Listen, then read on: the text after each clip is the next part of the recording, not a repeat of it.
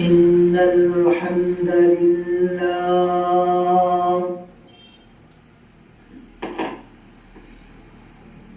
الحمد لله الحمد لله وكفى وسلام على عباده الذين اصطفى أما بعد فأعوذ بالله من الشيطان الرجيم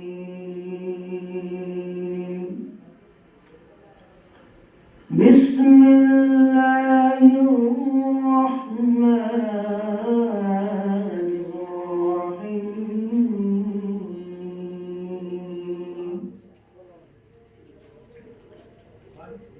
شهر رمضان الذي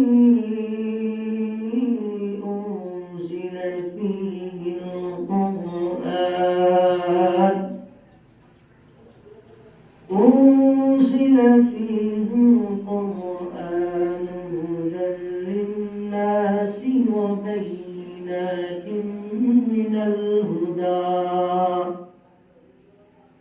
من الهدى والفرقان فمن شهد منكم الشهر فليصم ومن كان مريضا أو على سفر فعدة من أيام أخرى يريدكم الله بكم اليسر ولا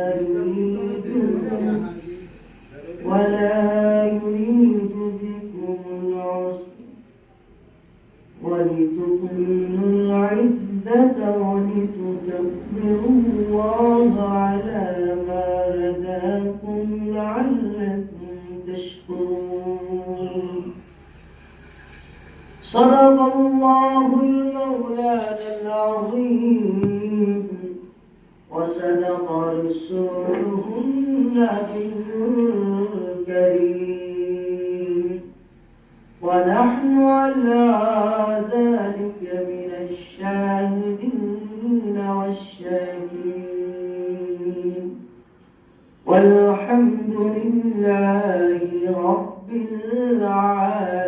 العالمين شكري درشوي اللهم صل على محمد وعلى آل محمد كما صليت على إبراهيم وعلى آل إبراهيم إنك حميد مجيد اللهم بارك على محمد وعلى آل محمد كما باركت على إبراهيم وعلى آل إبراهيم إنك حميد مجيد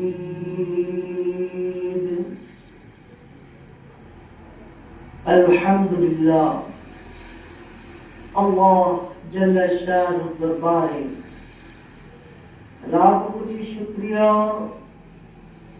যে আল্লাহ পাক আমাদেরকে শাবান মাসের চতুর্থ জুমায় জামে মসজিদে আসার তৌফিক দান করেছেন এই জন্য অন্তর খুলে আল্লাহ পাকের শুকর আদায় করি আলহামদুলিল্লাহ শাবান মাস রমজানের আর ৬-৭ দিন সময় বাকি আছে এরপরই আমাদের মাঝে সে মহা মহিমান্বিত রমজান মাস এসে যাবে যে রমজান মাসের দোয়া আল্লাহ পাকের রাসূল সাল্লাল্লাহু আলাইহি ওয়াসাল্লাম 2 মাস আগে থেকে করতে শিখিয়েছিলেন, বলেছিলেন। আমরা বলেছিলাম আল্লাহুম্মা বারিক লানা ফি রজব ওয়া শাবান ওয়া বাল্লিগনা রমাদান। আল্লাহ রজব এবং শাবানে এই 2 মাসের মধ্যে আপনি বারাকাত দান করেন এবং দয়া করে আমাকে মায়া করে অনুগ্রহ করে রমজান পর্যন্ত আমার হায়াতটা আপনি বাড়িয়ে দিন। এই রমজান আমাদের সামনে আসছে। মুমিনের জন্য গত জুমায় আলোচনা হয়েছিল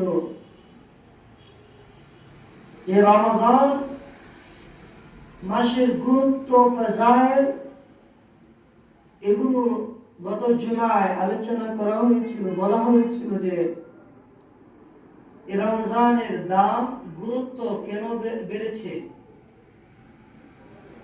কোরআনে কারীম নাযিল হওয়ার কারণে রমজানের কি হয়েছে, দাম বাড়ছে।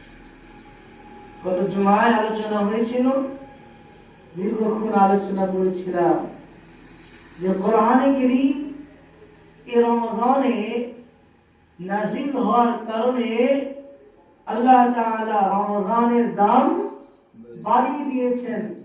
আল্লাহ রমজানের পরিচয় আল্লাহ তাআলা কোরআনে দিচ্ছেন, শাহরু রমাদানাল্লাযী উনজিলা ফীহিল কুরআন। রমজান এরকম এক মাস যে মাসে আমি আল্লাহ তাআলা কোরআনে কারীম নাযিল করেছি। সুবহানাল্লাহ। আল্লাহ তাআলা রমজান মাসের পরিচয় দিচ্ছেন যে আমার বান্দারা, আমার বান্দীরা শুনো, রমজান এরকম এক মাস যে মাসে আমি আল্লাহ তাআলা কোরআনে কারীম নাযিল করেছি। কোরআনে কারীম কেন নাযিল করেছি আল্লাহ পরে বলেন, শাহরু রমাদানাল্লাযী উনজিলা ফীহিল কুরআন। রমজান এরকম এক মাস যে মাসে আমি আল্লাহ তাআলা কোরআনে কারীম নাযিল করেছি। এরপরে আল্লাহ তাআলা বলেন, ও আমার বান্দারা শুনো, আমি আল্লাহ এই কোরআন কেন নাযিল করেছি। হুদাল লিন্নাস, আমি আল্লাহ তাআলা সমস্ত মানুষের জন্য হেদায়েত স্বরূপ এই কোরআনকে নাযিল করেছি। সুবহানাল্লাহ। আল্লাহ পাক বলছেন যে রমজান এরকম এক মাস যে মাসে আমি আল্লাহ তাআলা কোরআনে কারীম নাযিল করেছি। এই কোরআন কেন নাযিল করেছি? সমস্ত মানুষের হেদায়েতের জন্য নাযিল করেছি। এরপরে আল্লাহ বলেন, ওয়াবাইনাতিন মিনাল হুদা ওয়াল ফুরকান, এবং এর মধ্যে আমি আল্লাহ তাআলা হেদায়েত এবং ফুরকান, এই 2 রাস্তা আমি আল্লাহ পাক এই কোরআনে কারীমের মধ্যে উল্লেখ করেছি। সুতরাং রমজান মাসের পরিচয় আল্লাহ তাআলা দিচ্ছেন যে রমজান এরকম এক মাস যে মাসে আমি কি নাযিল করেছি,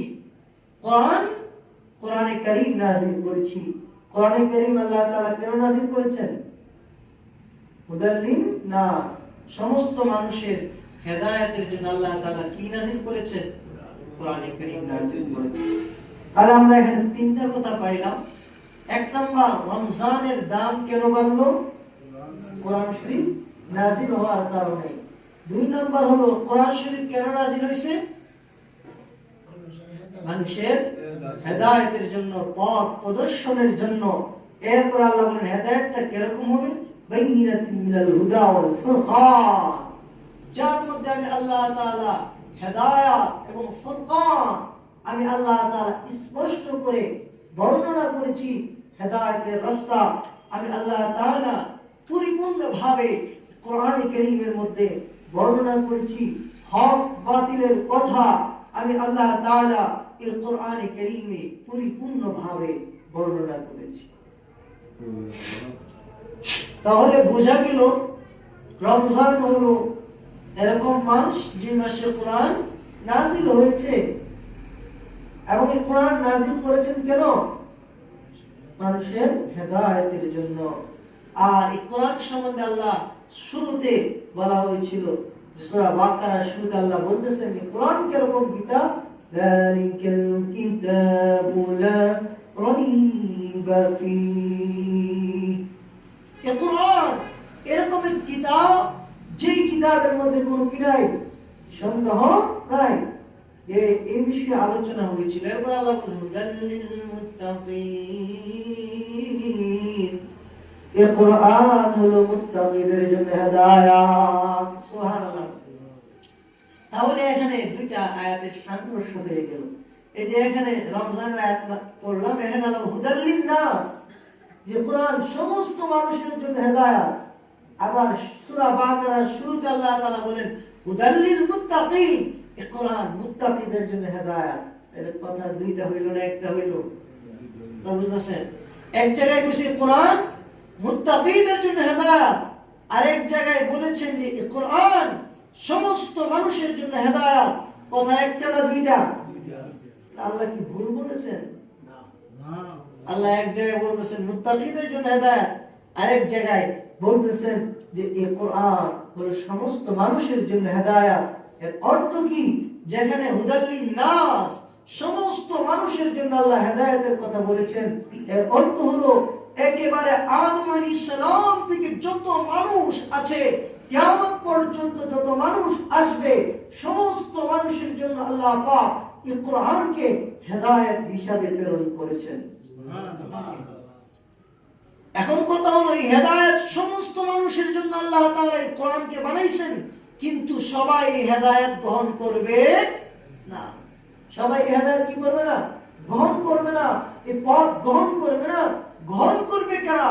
আল্লাহ বলেছেন যারা মুত্তাকি হবে তারাই কোরআনের পথ গ্রহণ করবে। সুবহানাল্লাহ। তাহলে এখন আর কোনো সন্দেহ নাই, সমস্ত মানুষের জন্য আল্লাহ তাআলা হেদায়েত বানায়া প্রেরণ করেছেন, কিন্তু হেদায়েত এটা গ্রহণ করে না। গ্রহণ করবে কারা? এই হেদায়েতটা গ্রহণ করেছে তারা মুত্তাকি যারা। মুত্তাকি যারা হেদায়েত গ্রহণ করেছে তারা। তাহলে এই কোরআনের আয়াত দ্বারা আমরা জানলাম এই কোরআন এরকম এক কিতাব যে কিতাব রমজানে নাযিল হয়েছে। রমজানে নাযিল হওয়ার কারণে কোরআনের দাম, কোরআনের কারণে পুরা রমজানের দাম হয়ে গেছে। রমজান এরকম এক মাস যে মাসে কোরআনে কারীম নাযিল হয়েছে। আর এই রমজান আমার আল্লাহ বলে এই রমজান কোরআনে কারীম নাযিল হওয়ার কারণে আমি আল্লাহ এই রমজানের এত দাম বাড়ায় দিলাম।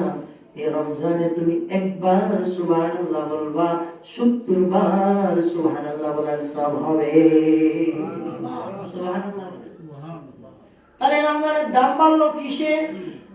কোরআনে আল্লাহ বলে অন্য মাসে নফল নামাজ পড়বা, নফল পড়লে নফলের সওয়াব হবে। কেউ যদি সারা জিন্দেগিতে নফল নামাজ পড়ে তাহলেও সে সারা জিন্দেগির নফল মিলে একটা ফরজের সমান হবে না। সমস্ত জিন্দেগির নফল নামাজ একসাথে যদি রাখা হয় এক পাল্লায়, আর এক ওয়াক্ত যোহরের 4 রাকাত ফরজকে যদি এক পাল্লায় রাখা হয়, তাহলে যোহরের 4 রাকাত ফরজের ওজন কি হয়ে যাবে? ভারী হয়ে যাবে। তাহলে সারা জিন্দেগির ফরজ নফল মিলে একটা ফরজের সমান হবে না। আল্লাহ বলে শুনুন, রমজান এরকম এক মাস যে মাসে আমি কোরআনে কারীম নাযিল করেছি। নাযিল করার কারণে আমি আল্লাহ তাআলা এই রমজানের এরকম নফল বাড়াইলাম। এই রমজানে তুমি একটা নফল আদায় করবা, আমি আল্লাহ এরকম ওয়াফা রমজানে তোমাকে দিলাম। তোমার এই নফলটাকে আমি আল্লাহ ফরজে রূপান্তরিত করে দেব। নফল ইবাদত করবা, আমি আল্লাহ তাআলা এই নফলকে ফরজ বানায় দেব। একটা ফরজ আদায় করবা, ৭০টা ফরজ আদায়ের নেকি আমি আল্লাহ তোমার আমলনামায় লিখে দেব। আর এই রমজান মুমিনের মাস, মুত্তাকিদের মাস, এ রমজান মুত্তাকি হওয়ার মাস, মুত্তাকিদের জন্য অফারের মাস। সুবহানাল্লাহ বলেন। কিসের মাস? অফারের মাস। ফ্রি অফার চলে, বলে ফ্রি কিস্তিতে পাওয়া যায়, কিনলে মানুষ সিরিয়াল ধরে। আল্লাহ বলে রমজানটা এরকম এক মাস মানে আমি পাঠাইছি, মানে রমজানে কোরআন নাযিল হয়েছে, এই রমজানে আমি আল্লাহ তোদেরকে ফ্রি দিলাম, সব কিছু ফ্রি দিলাম। একটা নফল করবি আমি আল্লাহ ফরজের রূপান্তরিত করে দেব। একটা ফরজ ইবাদত করবা আমি আল্লাহ 70টা ফরজের সওয়াব নেকি দিয়ে দেব। একবার সুবহানাল্লাহ বলবা 70 বার বলার নেকি দিয়ে দেব। আমি আল্লাহ গোটা রমজানটা তোমাদের জন্য অফার হিসেবে রেখে দিলাম। আর এই রমজান মুত্তাকিদের আমলের মাস, মুত্তাকিদের প্রতিযোগিতার মাস। আল্লাহ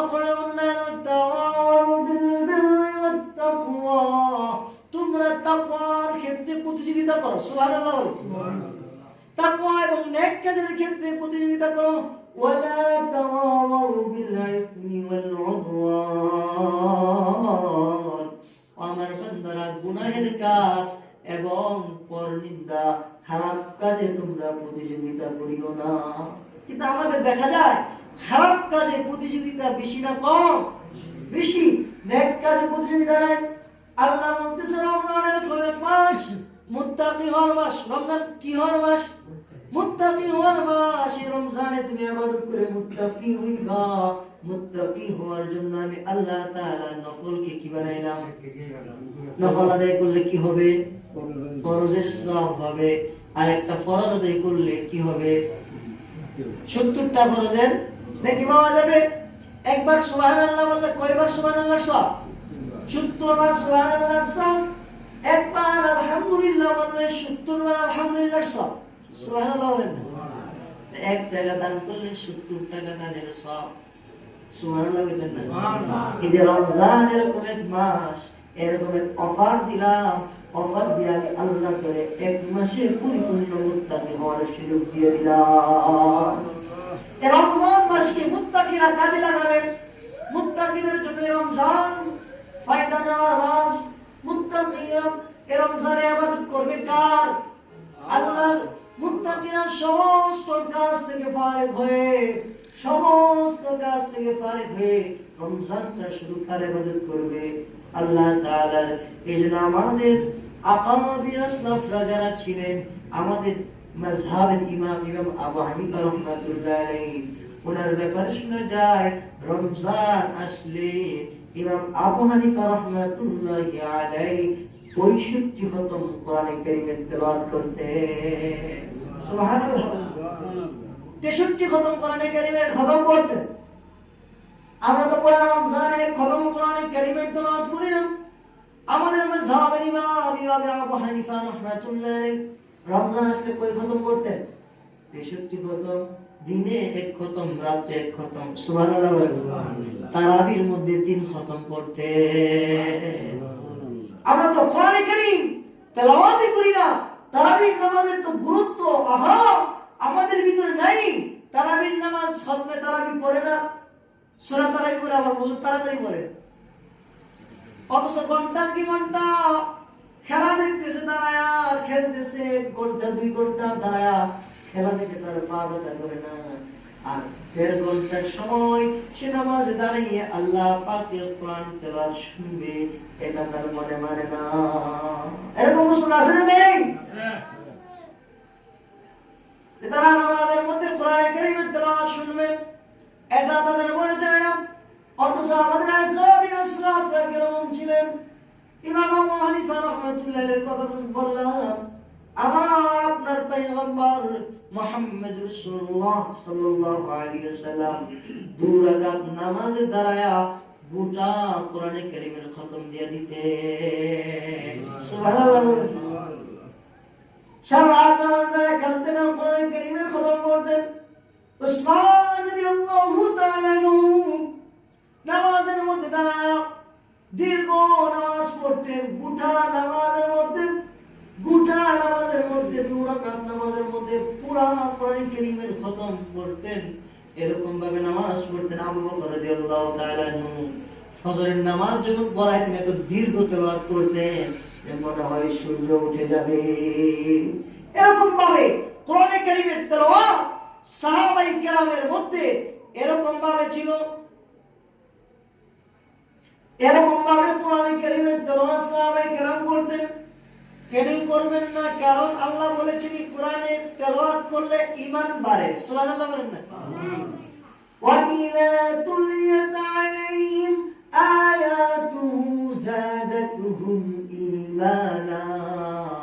মুমিনদের সামনে যখন আমার কোরআনের তেলাওয়াত করা হয়, আমি আল্লাহ তাদের ঈমানকে বাড়িয়ে দিই। সুবহানাল্লাহ। মুমিনদের সামনে কোরআনের তেলাওয়াত হইলে মুমিনের ঈমান বাড়িয়ে দেন কে? আল্লাহ তাআলা।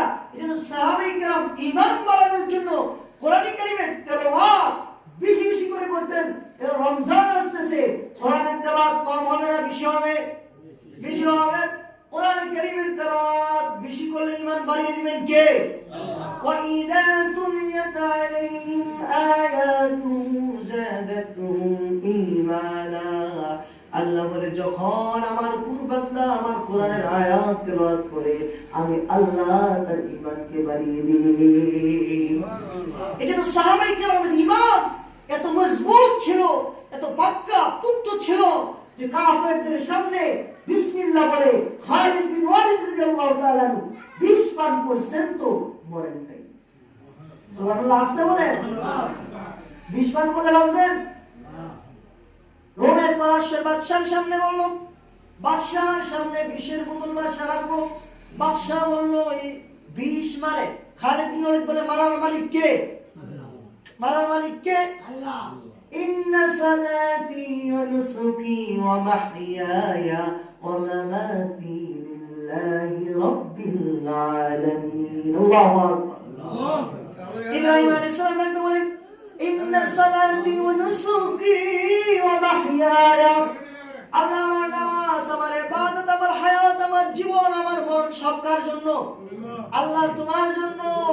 খালিদ বিন ওয়ালিদ রাদিয়াল্লাহু তাআলা বললেন, ও পারস্যের সম্রাট, এই বিষ মারতে পারেন আমার মালিক কে? আল্লাহ। বললেন তাহলে বিষ পান করো দেখি। খালিদ বিন ওয়ালিদ রাদিয়াল্লাহু তাআলা বিসমিল্লাহ বলে বিষ পানির মতো গড়গড় করে গিলে ফেলছে। এই বিষ খালিদ বিন ওয়ালিদ খেয়ে ফেলছে, কিন্তু বিষ খালিদ বিন ওয়ালিদের পান দিতে পারে না। সুবহানাল্লাহ। আল্লাহর মালিক কে? আল্লাহ। তাদের ঈমান এরকম ছিল, কোরআন তেলাওয়াতের মাধ্যমে ঈমান এরকম হয়েছে যে তাদের বিশ্বাস ছিল সব কিছুর মালিক কে? আল্লাহ। আল্লাহ করবেন, এইজন্য তারা কোরআন কারীমের তেলাওয়াত বেশি করতেন। তারিক বিন জিয়াদ রাহমাতুল্লাহ আলাইহি রাদিয়াল্লাহু তাআলা যখন উত্তর মহাদেশে যুদ্ধের জন্য আসে, তার সাথীদেরকে সবাইদেরকে বলল, ফ্রান্সে যখন যুদ্ধের জন্য আসে, তারিক বিন জিয়াদ রাদিয়াল্লাহু তাআলা সমুদ্রের মধ্যে জাহাজ নাই, বলল বিসমিল্লাহ বলে ঘোড়া সমুদ্রের মধ্যে ছেড়ে দাও। দেখো ঘোড়া বিসমিল্লাহ বলে তারিক বিন জিয়াদ রাদিয়াল্লাহু তাআলা সমুদ্রের মধ্যে ঘোড়া ছেড়ে দিলেন, পানি তার ঘোড়াকে নিচে নামাইতে পারে না। সুবহানাল্লাহ। সমুদ্রের মধ্যে ঘোড়া নিয়ে ঝাঁপ দিয়ে দিয়েছেন, নদী পার হয়ে গেছেন ঘোড়া দিয়ে। সুবহানাল্লাহ। সমুদ্র তাকে নিচে দাপন করতে পারে না, ডুবাইতে পারে না, কারণ সমুদ্রের মধ্যে বাসানোর মালিক কে? আল্লাহ। আল্লাহর হুকুম হয় না, বাসাইতে পারে নাই। ওয়াইযা তুলিয়াত আলাইহিম আয়াতুহু যাদাতহুম ঈমানা। তাদের ঈমান আল্লাহ তাআলার আয়াত তেলাওয়াত করার কারণে এরকম ছিল যে দুনিয়ার কোনো কিছুর কারণে কোনো কিছুর কাছে তাদের ঈমানকে নত করতে পারে না। সুবহানাল্লাহ। এটা অনেক আগের কথা। আমাদের শাহজালাল আলী আমলি রাহমাতুল্লাহ আলাইহি যখন ভারত থেকে হিন্দুস্তান থেকে বাংলাদেশে আসবেন, জায়নামাজ বিছায়া নদীর মধ্যে জায়নামাজ বিছায়া দিয়েছে। জায়নামাজের দাঁড়ায়া যা নদী পার করে দিবেন কে? আল্লাহ। জায়নামাজের দাঁড়ায়া বাংলাদেশে আসলেন শাহজালাল আলী আমলি রাহমাতুল্লাহ আলাইহি। ওনাদের ঈমান ওয়াইযা তুলিয়াত আলাইহিম আয়াতু যাদাতুহুম ঈমানা। আল্লাহ পাকের আয়াত কারীমা তেলাওয়াতের মাধ্যমে ওনারা ঈমানকে এরকম ভাবে বাড়াইছেন যে ওনাদের ঈমান কারো কাছে নত হয় নাই। আমাদের খাজা মাইনুদ্দিন চিশতি রাহমাতুল্লাহ আলাইহি নাম শুনেন কি শুনেন নাই? শুনেন নাই? বান্দর খাজা মাইনুদ্দিন চিশতি রাহমাতুল্লাহ আলাইহি হিন্দু বাদশার বিরুদ্ধে যখন যুদ্ধের ঘোষণা করলেন, হিন্দু বাদশার বিরুদ্ধে যখন তিনি ইসলামের দাওয়াত দিতে লাগলেন, ওই বাদশা তখন খাজা সাহেবের ঈমান নষ্ট করার চিন্তা করতেছে। নাউজুবিল্লাহ। শয়তান আইছে, মিস্টার শয়তান বিদ্যাসাগর বলে, তুমি কি খাজা সাহেবের ঈমান নষ্ট করতে চাও কিনা? হ্যাঁ, তাহলে সুন্দরী নারীর উলঙ্গ বানায়া তোর মহল্লার মধ্যে, গ্রামের মধ্যে সবচেয়ে সুন্দরী মেয়ে যে, তাকে উলঙ্গ বানায়া খাজা সাহেবের সামনে ফাটায় দাও। খাজা সাহেব ঈমান শেষ। নাউজুবিল্লাহ। এজন্য মেয়েদের দিয়ে চাইলে ঈমানের খতরা আছে না নাই? ঘরে হুজুরে দাওয়াত দে, বউয়ের দিয়ে খাওয়া। নাউজুবিল্লাহ। আপনার বউয়ের ফেলে হুজুর চাইলো, হুজুর ঈমান লইল নি, ঈমানের মধ্যে কমতে আসলো কি আসলো না? দাওয়াত দিবেন আপনি, আপনি খাওয়াইবেন, বউয়ের দেবাই রাখা, হুজুরে খাও। বাবির হামদা মাশাআল্লাহ, বাবির হামদা গিয়েছে খুব মজা হয়েছে। এই যে গুনাহে কবিরা, ভাবি গুনাহে কবিরের কোনো খেয়াল নাই। এই যে হুজুরের খাওয়াইতে নিল সবের আশায় না গুনার আশায়? হুজুরের দাওয়াত দিছে কি সবের আশায় নাকি গুনার আশায়? সবের আশায় নেই, সবের আশায় দাওয়াত দিছে না। এই যে ভাই নিয়ে ভাবিরে খাওয়াইলেন, যেগুলো সব খাওয়াইলেন, সবগুলো সব গুনাহে কবিরা দ্বারা শেষ হয়ে গেছে। খেয়াল নাই? ভাবিকে দিয়ে খাওয়াইছে, তুমি মেহমানদারি করো। ভাবি কেন মেহমানদারি করবে? ভাবি তো ভিতর থেকে রান্না করে দিবে, পর্দা করবে ইমাম সাহেবের সাথে। ইমামের সাথে যদি এতটুকু সম্মান না থাকে তাহলে কি হবে? এবং সাহাবায়ে কেরামের ঈমান ছিল কোরআন কারীমের তেলাওয়াতের মাধ্যমে। তাদের ঈমান এরকম হইছে, যখন এই পরামর্শ পাইল সুন্দরী মেয়ে খুঁজা খুঁজা পায় না, সে তার মেয়েকে পাইল, তার মেয়ের পায়ের মধ্যে ঝুনঝুনি বাজায় দিছে। যে মেয়েরা পায়ের মধ্যে ঝুনঝুনি পরে নাইছে, ঝুনঝুনি পরে দিছে, উলঙ্গ করে ছেড়েছে, যাও খাজা মাইনুদ্দিন চিশতির কাছে যাও, যায় তার ঈমান নষ্ট করবা। তোমার উলঙ্গ চেহারা যখন দেখবে, চাইলে চোখ পড়বে, তখন তার ঈমান শেষ হয়ে যাবে। ওই মহিলা খাজা মাইনুদ্দিন চিশতি রাহমাতুল্লাহ আলাইহির কাছে যায়। খাজা সাহেব বৈশা বৈশা কোরআন কারীমের তেলাওয়াত করে। সুবহানাল্লাহ। খাজা কোরআন কারীমের তেলাওয়াত করে, মহিলা খাজা সাহেবের কাছে যায়। কাছে এসে দেখে, দূর থেকে দেখে খাজা কোরআন কারীমের তেলাওয়াত করে। মহিলার সাথে সাথে দাঁড়ানো মহিলা, নাসরাওয়ালা মহিলা, সে তার লজ্জাস্থান এইভাবে ডেকে সরাসরি জমিনে বসে যায়। সুবহানাল্লাহ। এই যে কি কেরামত, কোরআনের আয়াত, ঈমান আল্লাহ বাড়াইছে। মহিলা দূর থেকে বলতেছে, খাজা কিছু দাও। খাজা সাহেব তার কাঁধের মধ্যে রুমাল ছিল, রুমাল দিছে মহিলারে, ফিক্কা মেরা দিছে, নাও। পরে সে সদর ডাকলো, মহিলা বললো, খাজা তুমি যে কোরআন পড়ছো, এই কোরআন কোনদিন মিথ্যা হতে পারে না, কালিমা পড়ি না আমারে মুসলমান বানায়া দাও। যে মুসলমান হয়ে গেল। এই যে রাজা, হিন্দু রাজার মেয়ে মুসলমান হইয়া আসছিল ঈমান নষ্ট করার জন্য, খাজা সাহেবের কাছে ঈমান নিয়ে এসে বাড়িতে চলে গেছে। সুবহানাল্লাহ। এন্ড বাবা আরবি বলে, এই যে তাদের ঈমান কোরআন কারীমের তেলাওয়াতের মাধ্যমে ঈমান এরকম মজবুত হইছে, গোটা পৃথিবী একদিকে আর ওনারা একদিকে। সুবহানাল্লাহ। ওনাদেরকে নত করতে পারে নাই। তাকবীর দিছে তো গৌর গোবিন্দের ঘর এই তাকবীরের দড়িতে ধ্বংস হয়ে গেছে। এক তাকবীরে গৌর গোবিন্দের ধলান বিল্ডিং সব ধ্বংস হয়ে গেছে। এরকম ঈমান ওনাদের ভিতরে ছিল। ওনারা ঈমান মজবুত করছে কিসের মাধ্যমে? কোরআন কারীমের তেলাওয়াতের মাধ্যমে। এটা আল্লাহ তাআলা বলেছেন কোরআনে কারীম, ওয়া ইযা তুলিয়াত আলাইহি আয়াতুহু যাদাতুহু ঈমানা। মুমিন বান্দা বান্দীরা যখন আমার আয়াতে কারিমা তেলাওয়াত করবে, আমি আল্লাহ তাআলা তাদের ঈমানকে বাড়িয়ে দেব। এটা রমজান এরকম মাস, যে মাসে কি নাযিল হইছে? কোরআন নাযিল হইছে। কোরআন নাযিল হইছে কেন? সমস্ত মানুষকে হেদায়েতের জন্য। কি এর জন্য? হেদায়েতের জন্য। তাহলে বুঝা গেল রমজানের মূলত কোনো দাম ছিল না। এই রমজানের দাম হইছে কিসের কারণে? কোরআন কারীম নাযিল হওয়ার কারণে। কোরআন কারীম নাযিলের মাস হওয়ার কারণে আল্লাহ রমজানের এরকম দাম বাড়াইছে। রমজানে একবার সুবহানাল্লাহ বললে কয়বার সুবহানাল্লাহ নাকি? 70 বার। একটা নফল আদায় করলে কিসের নাকি? একটা ফরজের নাকি? একটা নফল আদায় করলে কিসের নাকি? ফরজের নাকি? একটা ফরজ আদায় করলে 70টা ফরজের নাকি? এই মাকাম রমজান পাইছে কিসের কারণে? কোরআনের কারণে। আর আপনার আমার সিনার ভিতরে যদি কোরআন এসে যায়, আমার মাকাম কমবে না বাড়বে? বাড়বে। কেমন বাড়বে? আল্লাহ বলে, রাসূল সাল্লাল্লাহু আলাইহি ওয়াসাল্লাম, আল্লাহ তো কোরআনে বলেন, কুল হাল ইয়াস্তাউিল্লাযীনা ইয়ালামুনা ওয়াল্লাযীনা লা ইয়ালামুন। ও পয়গম্বর, আপনি বলে দেন, যারা জানে আর যারা জানে না তারা কি সমান নাকি? সুবহানাল্লাহ বলেন না? যারা জানে এবং যারা জানে না তারা কি সমান নাকি? কোরআনে আল্লাহ তাআলা ঘোষণা করে দিয়েছেন, যারা জানে আর যারা জানে না তারা কি না? সমান না। পয়গম্বর হাদিসের মধ্যে ঘোষণা করে দেয়, ও দুনিয়ার মানুষেরা শুনো, আমি পয়গম্বরের জবান দ্বারা বলে দিলাম, খায়রুকুম মান তাআল্লামাল কুরআন ওয়া আল্লামা। তোমাদের মধ্যে সর্বোত্তম হলো ওই ব্যক্তি দুনিয়ার মধ্যে যারা কোরআনে কারীম শিক্ষা করবে এবং মানুষকে শিক্ষা দিবে। আল্লাহ তাআলা কোরআনের আরেক আয়াতে আলেমদের ব্যাপারে, ইন্নাল উলামা ইন্নামা ইয়াখশাল্লাহা মিন ইবাদিল উলামা। আল্লাহ তাআলা কোরআন আয়াতের মধ্যে বলেন, শুনো, পৃথিবীর মধ্যে যত মানুষ আছে, সমস্ত মানুষের মধ্য থেকে একমাত্র আল্লাহকে ভয় করে উলামায়ে কেরাম। সুবহানাল্লাহ। বলে আমাদের শানের ব্যাপারে আল্লাহ তাআলা বলতেছেন যে উলামায়ে কেরাম হলো আমি আল্লাহকে সবচেয়ে বেশি ভয় করে। ইয়াশাল্লাহ, এই ইবারত যদি হালাতে নাসবিতে হয় তখন তার এক তেলাওয়াতে হবে ইয়াশাল্লাহ, তখন এর অর্থ হবে যে আল্লাহকে সবচেয়ে বেশি ভয় করে কে? উলামায়ে কেরাম। আরেক তেলাওয়াতে আছে ইয়াখশাল্লাহু, এই হু যদি হয় তাহলে এর অর্থ হবে আল্লাহ তাআলা সবচেয়ে বেশি উলামায়ে কেরামকে ভয় করে।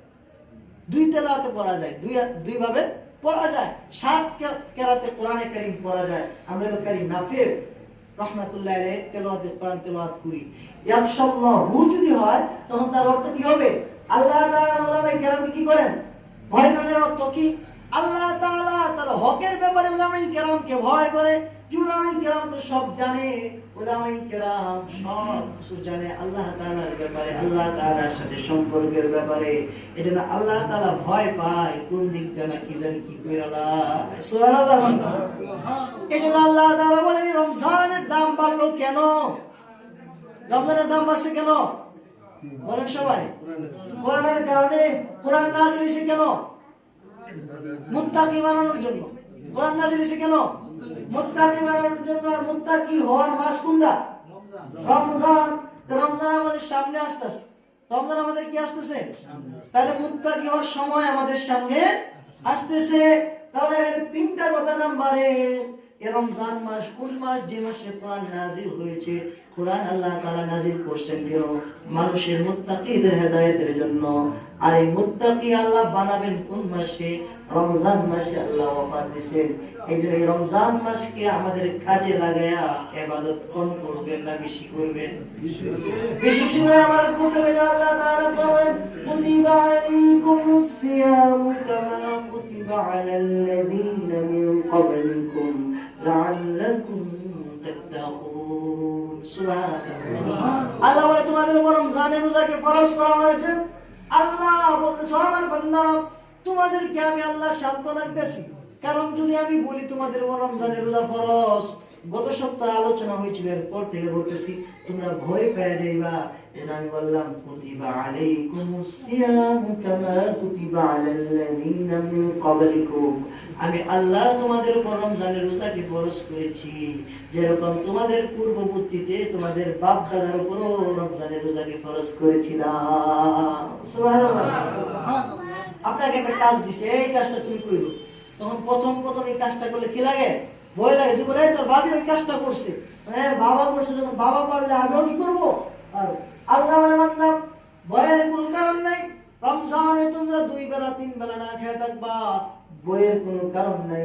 কারণ তোমাদের বাপ দাদারা কুতিবা আলাইকুমুস সিয়াম কামা কুতিবা আলাল্লাযীনা মিন ক্বাবলিকুম, তোমাদের উপর আমি যেরকম ভাবে রমজানের রোজাকে ফরজ করেছি, তোমাদের পূর্ববর্তী পুরুষ মহিলা যারা ছিল তাদের উপর আমি রমজানের রোজাকে ফরজ করে দিয়েছি। সুবহানাল্লাহ। কেন বলছিল? আল্লাকুম তাত্তাকুন, যেন তোমরা মুত্তাকি হইতে পারো। সুবহানাল্লাহ। মুত্তাকি হওয়ার জন্য আমি আল্লাহ রমজানের রোজাকে ফরজ করেছি। রমজানের রোজা এক দামে ফরজ হয় নাই, কয়েক 3-4 দামে ফরজ হয়েছে। প্রথমে বলেছিলাম, গত জুমায় আলোচনা হয়েছিল যে প্রথম রমজানের রোজা রাত্রিবেলায় ঘুমাইলে কি হতো? ঘুমাইলে রমজানের রোজা কি হয়ে যেত? শুরু হয়ে যেত। এর উদাহরণ ঘটনা বলছিলাম। এরপর আল্লাহ তাআলা নাযিল করেছেন শাহরু রমাদানাল্লাযী উনজিলা ফীহিল কুরআন। এটা হলো প্রথম আয়াত, প্রথম ফরজ হয়েছে। এরপর কুতিবা আলাইকুমুস সিয়াম, এটা দ্বারা আল্লাহ তাআলা একেবারে রমজানের 30টা রোজা আমাদের উপর ফরজ করে দিয়েছেন। এই রমজানের 30টা রোজা আল্লাহ তাআলা চাঁদ ওঠা পর্যন্ত সূর্য চাঁদ দেখে রোজা রাখবে, আবার চাঁদ দেখে রোজা ভঙ্গ করবে, চাঁদের সাথে হিসাব হবে। আল্লাহ বলে এগুলো আমি তোমাদের জন্য ফরজ করলাম। এরপর ফামান শাহিদা মিনকুমুশ শাহরা ফালইয়াসুম, শুনে রাখো তোমাদের মধ্যে যে কেউ রমজান পাইলো সে যেন রোজা রাখে। সুবহানাল্লাহ বলেন না? ফালইয়াসুম, আল্লাহ ফরজ করেছেন ফালইয়াসুম, তুমি রোজা রাখো। ও কৃষক, তুমি রমজানে রোজা পাইছো, তাহলে তুমি রোজা রাখো। ও রিকশাওয়ালা, তুমি রমজানে রোজা পাইছো, তাহলে রোজা রাখো।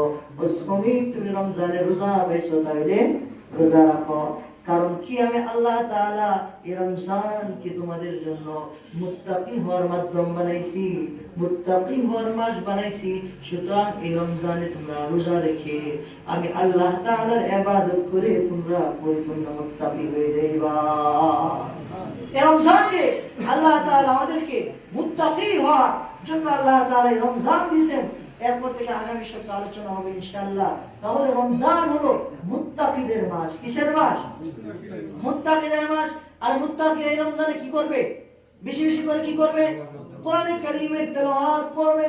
তেলাওয়াত করার মাধ্যমে কি হয়? ঈমান বাড়ে। কি বাড়ে? ঈমান বাড়ে। তেলাওয়াত যখন মুত্তাকিরা করবে তখন মুত্তাকিদের ঈমান বাড়বে।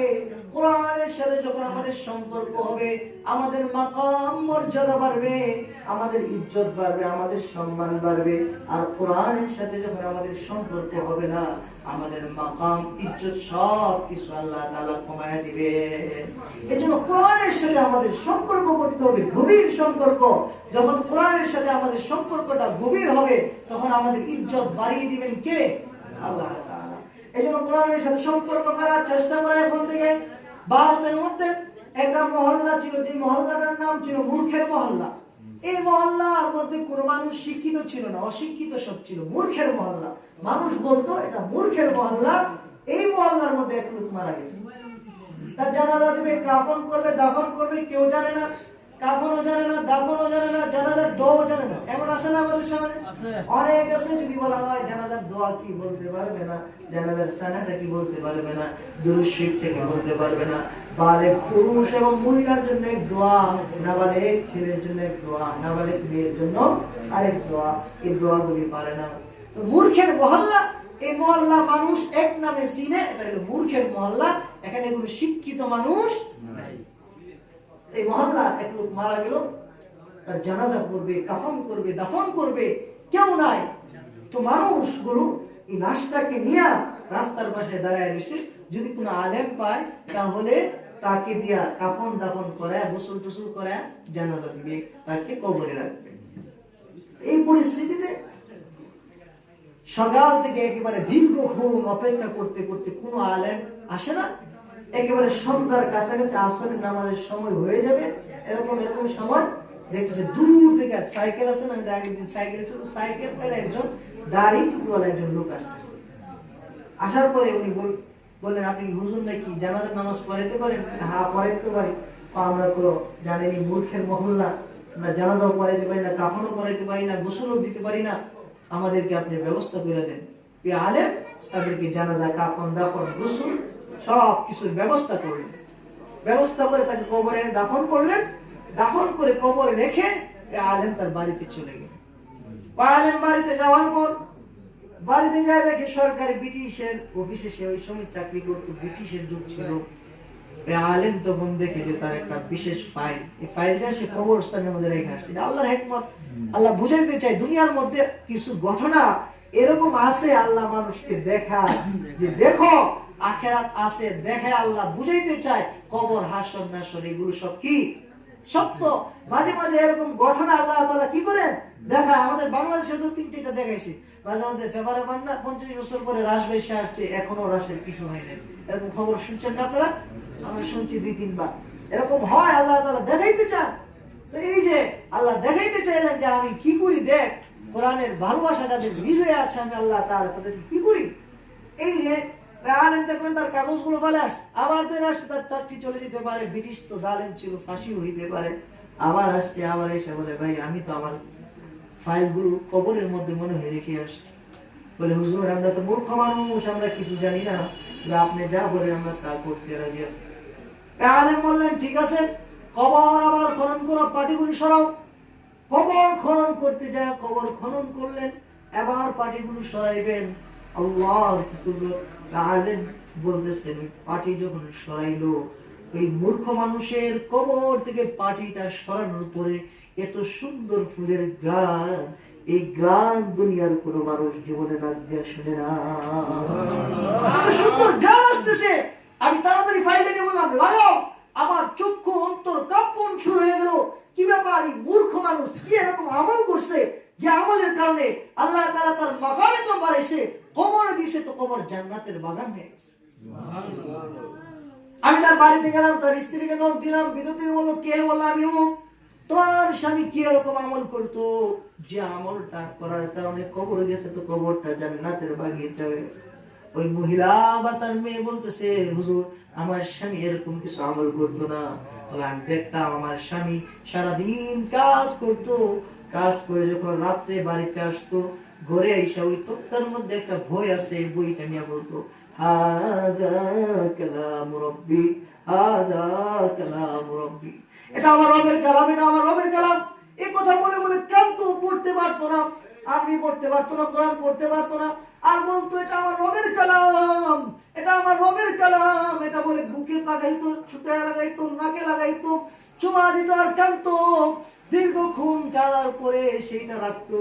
আলেম বলে বোঝানোর বাকি নাই, এ কোরআন যে সে বুকে লাগাইছে, চোখে লাগাইছে, এ কোরআনের প্রতি ভালোবাসার কারণে মরছে, তো আল্লাহ তাআলা কবরকে জান্নাতের বাগিচা বানায় দিছে। এই জন্য কোরআনের প্রতি ভালোবাসা সৃষ্টি করি, মুত্তাকি হওয়ার জন্য রমজান আসতেছে, অন্ততপক্ষে কোরআন শিখার চেষ্টা করি। গত বছর আমি এখানে বয়স্ক কোরআন শিক্ষার কোর্স করছিলাম, এখনো পোস্টার আছে গত বছরের। এবারও ইনশাআল্লাহ আপনাদের বয়স্ক কোরআন শিক্ষার কোর্স খোলা হবে। আমি বৈশা থাকি, একজন লোক আসে না, হুজুর মুর্শিদের বৈশা থাকি, একজন লোক আসে না। আপনারা যদি আসেন তাহলে তো হুজুর শিখাবেন, না আসলে শিখাতে পারবে ইনশাআল্লাহ। এবারও খোলা হবে বয়স্ক কোরআন শিক্ষার কোর্স। আমরা কোরআন শিখে মুত্তাকি হব তো ইনশাআল্লাহ। এরপরে আমরা রমজানে এসে কোরআন শিখবো। এরপরে আল্লাহর রহমতে ইনশাআল্লাহ আমার নিয়ত আছে আপনাদের মহল্লায় ইনশাআল্লাহ একটা মাদ্রাসা করার নিয়ত করছি। হয়তো আপনাদের মসজিদে আমি 3 বছর 4 বছর হয়ে যাবে মনে আছি, আল্লাহ এটা দিলে ডালে নাই, এখন ডালছে, হয়তোবা আপনাদের ফায়দা হবে। এই মাদ্রাসার মধ্যে আপনারা শরীক থাকুন ইনশাআল্লাহ। আপনারা আর্থিকভাবে পরামর্শ দিয়ে আপনারা আমাকে সাপোর্ট করবেন। আশা করি ইনশাআল্লাহ যদি সাপোর্ট করেন, মাদ্রাসা যদি আপনাদের মহল্লায় হয়, এটা রহমত না বরকত না গজব? রহমত হবে, এলাকার মানুষের নাজাতের উসিলা হবে, জান্নাতে যাওয়ার মাধ্যম হবে। এই জন্য আপনারা পরামর্শ দিয়া যেমনি হোক আমাকে সাপোর্ট করবেন। আর টাকা পয়সা কেমন লাগতো না, টাকা পয়সার ব্যবস্থা আল্লাহই করবো, আর যার দিলে ডালে সে দিবে। বাকি পরামর্শ দিয়া জায়গা সম্পদ যার দরকার আছে যেরকম, এরকম আপনারা সাপোর্ট করবেন ইনশাআল্লাহ। সাপোর্ট করলে আল্লাহ তাআলা এই কোরআনের মহব্বতে আমাকে জান্নাত দিতে পারে কি দিতে পারে না? আর রমজানে আপনাদের জন্য ইনশাআল্লাহ এখানে কোর্স খোলা হবে। বয়স্ক যুবক যারা আছে, জোহরের পর থেকে গত বছরের যে পোস্টার আছে এটাই এর রুটিনই হবে। আপনারা এখানে কোরআন শিখবেন। মহিলাদেরকেও ইনশাআল্লাহ আমার আহলিয়া, আমার স্ত্রী যদি আসে এখানে, তাদেরই কোর্স শেখানোর ব্যবস্থা করা হবে। ফি কোনো টাকা লাগবে না, আপনারা এসে শিখবেন তো ইনশাআল্লাহ। আল্লাহ পাক কোরআন শিখে আমাদেরকে মুত্তাকি হয়ে কবরে যাওয়ার তৌফিক দান করুন। বাকি আলোচনা ইনশাআল্লাহ আগামী সপ্তাহে হবে।